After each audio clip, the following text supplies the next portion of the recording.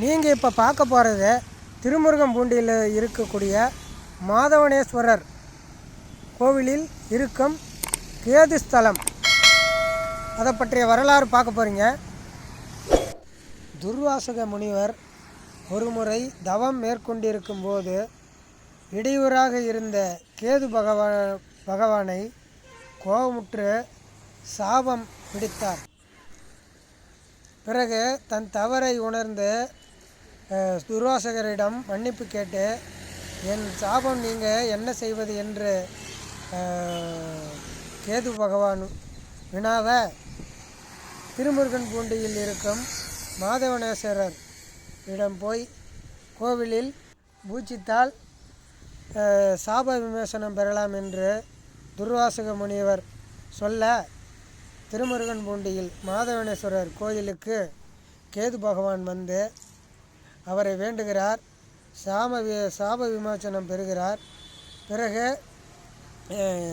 இறைவா, நான் தங்களிடமே இருந்து பக்தர்களுக்கு வரும் சர்வ தோஷங்களையும், சர்ப்பதோஷம், செவ்வாதோஷம், கேது தோஷம், அனைத்து தோஷங்களையும் நான் இங்கே அவர்களுக்கு நிவர்த்தி செய்கிறேன் என்று சொல்லவும், அதேபோல் இறைவனும் நீ அதேபோல் செய்து இருப்பாய் என்று சொல்ல, கேது பகவான் இந்த மாதவனேஸ்வரர் கோயிலில் தங்கி இறைவனை வழிபட்டு, இறைவன் சொன்னது போல் பக்தர்களுக்கு அனைத்து தோஷங்களையும், சர்ப்பதோஷம், செவ்வாய் தோஷம், கேது தோஷம்,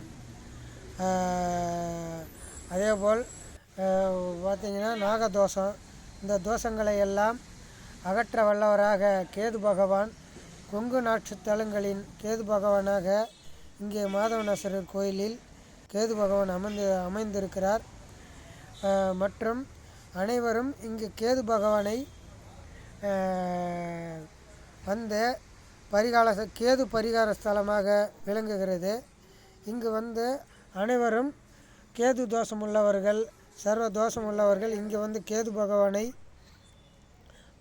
பாலாபிஷேகம் மற்றும் அவர்களுக்கு தேவையான தானியங்கள், அவருக்கு என்ன நிறம் உண்டோ அந்த உடைகளை கொண்டு வந்து இங்கே கொடுத்து கேது தோஷ நிவர்த்தி செய்து செல்லும் பொழுது அவர்களுக்கு புனிதமடைந்து சர்வ நன்மையும் கேது பகவான் கொடுக்கிறார் என்று நம்பிக்கை. இன்னமும் பல ஊர்களிலிருந்து, பல மாவட்டங்களிலிருந்து இங்கே வந்து கேது தோஷத்தை நிவர்த்தி செய்து கொண்டு மக்கள் செல்கிறார்கள்.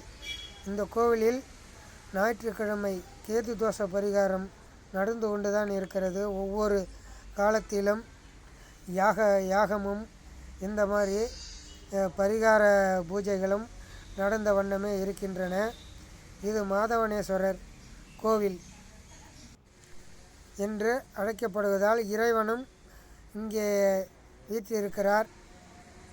தாங்கள் எந்த தோஷமாகினும் இந்த கோயிலில் வந்து கேது தோஷ நிவர்த்தி பெற்று அனைவரும் நலமடைய என்று நான் வேண்டுகிறேன்.